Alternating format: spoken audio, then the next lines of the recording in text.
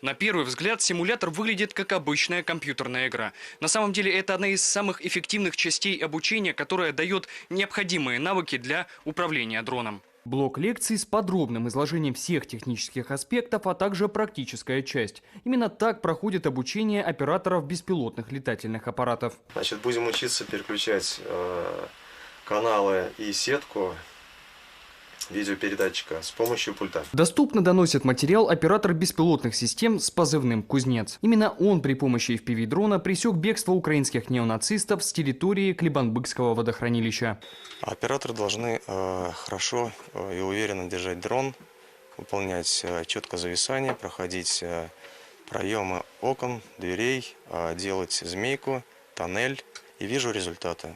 Ребята молодцы, стараются. Лучше всего полученные знания и умения операторы БПЛА закрепляют на практике, что доказывает последняя статистика, согласно которой наши дроноводы ежемесячно поражают около 10 тысяч различных военных объектов противника.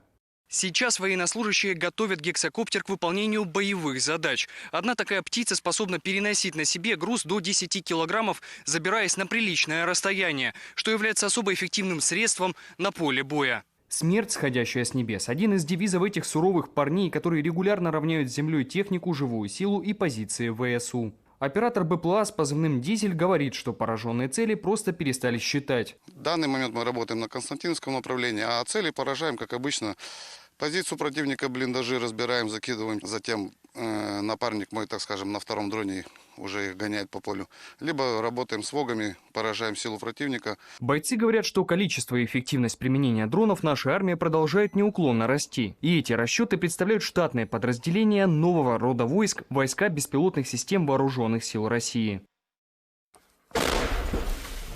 Непрерывная борьба проходит в небе, по результатам которой наша сторона однозначно лидирует. И, соответственно, работаем по воздушным силам. Не даем противнику не то что продохнуть, даже выдохнуть не даем. Мы работаем по живой силе противника, по тяжелой силе противника. В труднодоступные места попадаем, куда арта не достает. Соответственно, блиндажи, окопы и укрепы их, где они нас, соответственно, не ждут, а мы туда пробираемся аккуратно пролезаем на то, и мы беспилотники. Широкий арсенал вооружения – кошмарный сон наяву для украинских боевиков. На вооружении у нас различные разведывательные, ударные FPV-дроны. Ежедневно уничтожаем технику противника, бьем по укрепам. Есть много видеоподтверждений нашей работы боевой. Самый молодой род войск беспилотной системы вооруженных сил Российской Федерации уже успел проявить свою мощь. Количество ежедневно уничтожаемых целей противника, военных объектов, техники и живой силы, подтвержденных объективным контролем, говорит о высокой эффективности применения беспилотных систем штатными подразделениями. Непрерывно пылающая западная техника и сотни уничтоженных вражеских опорных пунктов. Прямое последствие точно скоординированных действий операторов БПЛА и пехоты, которые продолжают вводить в отчаяние украинскую армию. Иван Ильницкий, Антон Хоботов, Вести Донецк. Донецкая Народная Республика.